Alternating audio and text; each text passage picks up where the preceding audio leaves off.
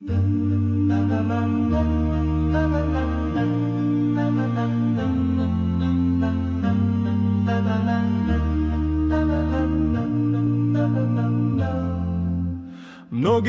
godine su prošle, ratova i prolivene krvi.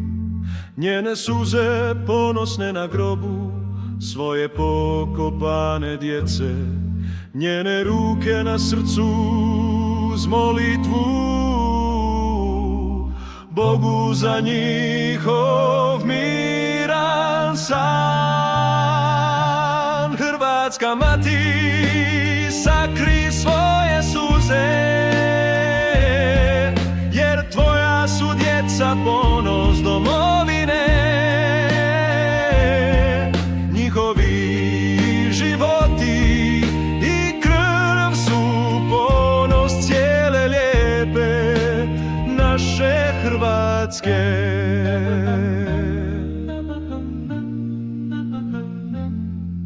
Ljubav koju si usadila, koju si iznjedrila u njihovim srcima, dovoljno je moćno oružje koju zli ljudi ne vole. Budi zato ponosna na tu ljubav koja se poput svijeta razvija u predivan dio Hrvatske. Hrvatska mati, sakri svoje suze, jer tvoja su djeca ponos domovine.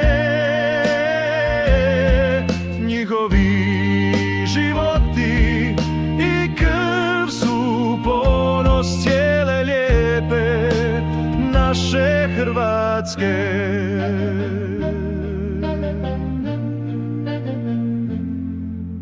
Skrojila si odoru svojoj djeci, odoru ponosa i časti domovine.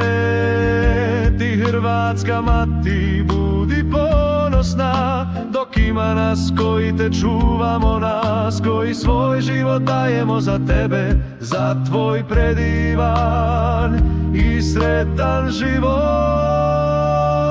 Hrvatska mati, sakri svoje suze, jer tvoja su djeca ponos domovine. Njihovi životi i krv su ponos cijele lijepe naše Hrvatske.